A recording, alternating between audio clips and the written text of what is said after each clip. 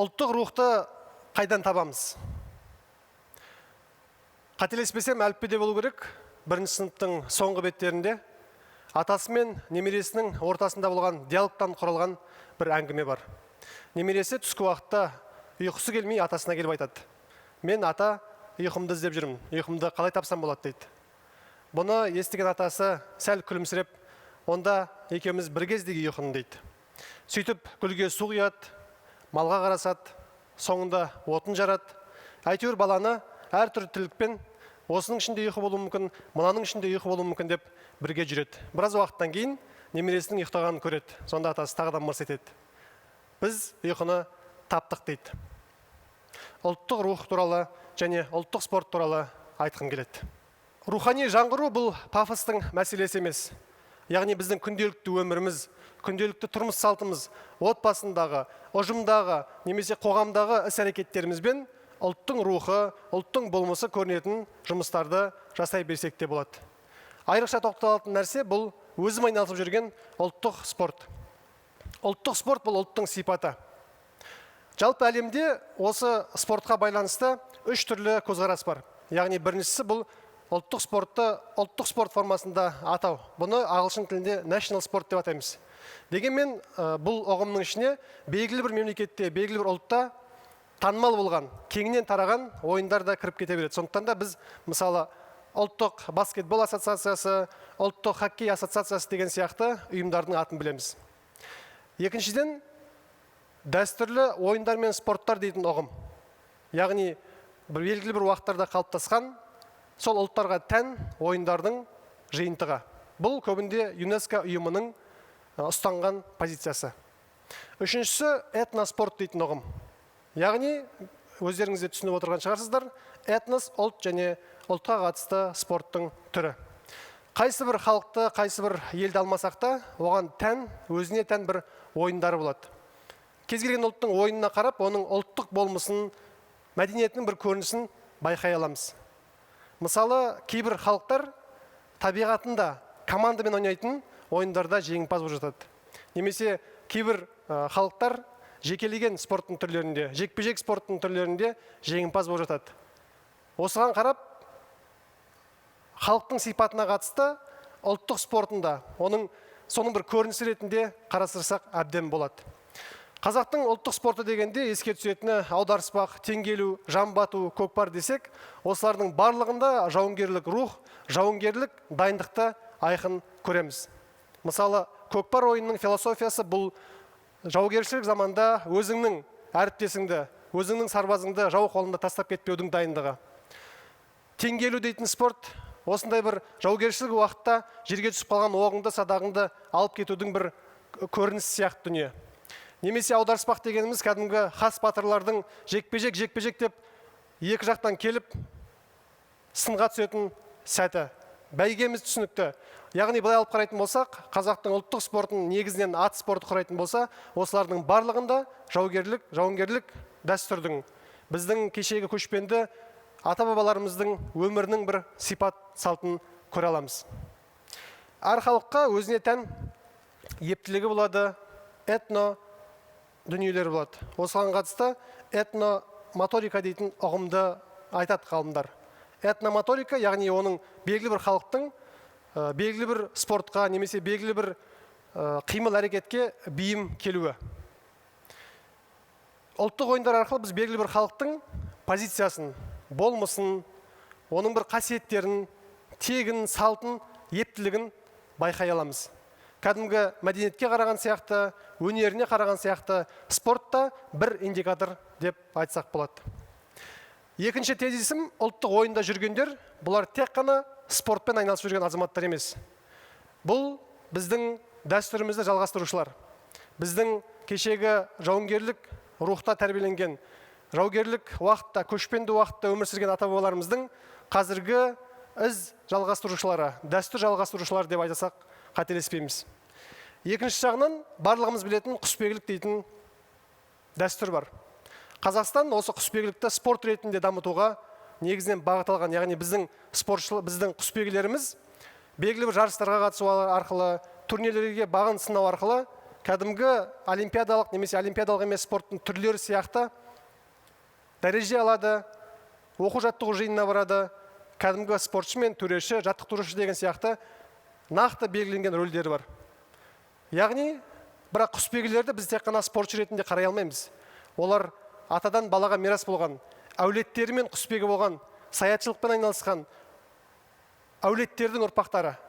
Солар арқылы біз бір жағынан спорт ретінде дамытып отырмыз, екінші жағынан олар осы дәстүрде сабақтаушылар. Рухани жаңғыру дегенде міндетті түрде оның ішінде атқа міну мәдениеті туралы айрықша айтамыз. Өйткені осы рухани жаңғыру мақаласында тікелей атқа міну мәдениеті мен жылқы шаруашылығы жер жүзіне ұлы даладан тарағаны тарихтан белгілі дейтін сөз айтылады. Яғни осыдан 5000 жылға жуық уақыт бұрын Қазақстанның қазіргі аумағында ең алғаш жылқы қолға үйретіліп, атқа міну мәдениетінің алғашқы қадамдары басталған еді. Сол сияқты көптеген әлемнің құспен айналысатын мамандары да осы Қазақстанның аумағында ең алғаш құс, яғни жыртқыш құстар, қыран құстар, бүркіттер де осы аймақта қолға үйретіліп бастады дейтін болжамды айтады. Мұның барлығы біздің ата-бабаларымыз өмір сүрген, осы Қазақстанның аумағында өмір сүрген бұрынғы ұлыс тайпа өкілдерінің адамзат тарихына қосқан үлесінің бір көрінісі десек болады. Қазақтың тағы бір айтатын тезисім, бұл жаңа атағаным сияқты ат спорты біздің ұлттық спортымыздың негізгі бір бөлігі. Сондай-ақ жылқымен байланысты болған өміріміз кәдімгі күнделікті қолданатын сөз қолданысымызға, күнделікті қолданатын сөздерімізге дейін сіңіп кеткен. Яғни біздің әңгімелесуімізде, белгілі бір ұғымды түсіндіруімізде кәдімгі жылқымен байланыстырмай сөз айтпайтын жағдайымыз бар. Бір-екі ғана мысал, ер қанаты ат дейміз, немесе ат жалын тартып мінт дейміз, кішкентай бала атқа отырса, су төгілмес жорға деп, жаңағы жүйрікті ғана емес, өзі бір белгілі бір істе жеңімпаз болған, белгілі бір істе жетістікке жеткен азаматтар туралы айтамыз. Немесе билік алғанды екі тізгін бір шылбырды қолға алды, немесе атқа мінер деп атайтынымыз тағы бар. Ақыл асқан жасты тайында тұлпардан озған деп бейнелейді. Әйтпесе тағы бір дүние өнер оздырғанды ақтаңгер дейтініміз бар, қандай да бір жарыстарды дода дейтініміз бар. Бұның барлығы айналып келген кезде осы атпен байланысты ұғымдар, атпен байланысты түсініктер. Тіпті біз қашықтықты да, белгілі бір құндылықтарды, өлшемдерді де осы атпен береміз. Ат шаптырым жер дейміз, мысалы. Шоқтығы биік дейміз, белгілі бір нәтижеге жеткен, жоғары көтерілген азаматта. Бұдан шығатын тезисіміз, бұдан шығатын ұғымымыз, яғни атпен байланысты ұғымдар біздің өмірімізге етене сіңіп кеткен соншалық, біздің сөзіміздің мәйегі, сөзімізге мысал болатын қаншалықты ондаған, мыңдаған мысалдар біте қайнасып жатқан жағдайы бар. Тағы бір дүние, рухани жаңғыру, жаңа сөз басында атағаным сияқты, тек қана пафостан, немесе жай ғана формальды дүниелерден ізделмейді. Менің ойымша, қазіргі таңда біз жастарымыз болсын, қалалық болып кеткен ересектеріміз болсын, олардың бойындағы ата-бабасының қалдырған мұрасына дейтін құрметті оятудың бір жолы, олардың ұлттық спортты, дәстүрлі ойындарын тануымен, олармен шұғылдануы, кем дегенде қызығушылық білдіріп, жанкүйерлік етуі деп ойлаймын. Өйткені көптеген мысалдар бар. Мен өзім көзіммен көрген мысалдар бар. Қалалық болып келген, қазақ тілін білмейтін, орыс тілде ортадан өскен талай жігіттер бар. Біраз уақыт атқа мініп, сейіс құрып, қолына қыранын ұстап, тазысын жүгіртіп, әйтпесе атқа қызығушылық білдіріп бастағандар сол екен. Қазақтың тіліне дейтін құрметі пайда болады, ұлтына дейтін құрметі пайда болады. Бірте-бірте өзінің қазақы болмысына, қазақы ортасына орала бастаған мысалдар бар. Қазіргідей уақытта расында бәріміз білеміз, енді қалалық жағдайда атқа мінудің қиындығы, аттан алыстап кеткен жағдайымыз бар, дегенмен өмірімізді өзгерту өзімізден басталады деп мысалға келтіреміз ғой. Сол сияқты қазағымызды тану, ата-бабаның мұрасын тану да дәл осы өзіміздің қадамдардан басталатын түсінікті. Ендеше менің бүгінгі сөзімдегі тағы бір тезис, тағы бір сөз, бұл ұлтымызды тереңірек танимын десеңіз, қазақылығымызға ораламын десеңіз, ұлттық спорттың жанкүйері болыңыз, бәлкім ұлттық спорттың түрлерімен өзіңіз де айналысыңыз. Қазіргі уақытта бір ғана мысал айтайын. Нұр-Сұлтан қаласында кәдімгі садақ ату бойынша курстар ашылып бастады. Алғашында 5 адам болатын, 10 адам болатын, қазір 70-80 адамға дейін қатысып, кәдімгі дәстүрлі садақ атуды меңгеріп, қызығушылық білдіріп, күнделікті дағдысына айналып жатқан адамдар бар. Тағы бір мысал, 2014 жылға дейін Қазақстанда жамбы ату дейтін спортты қатты біле бермейтін едік.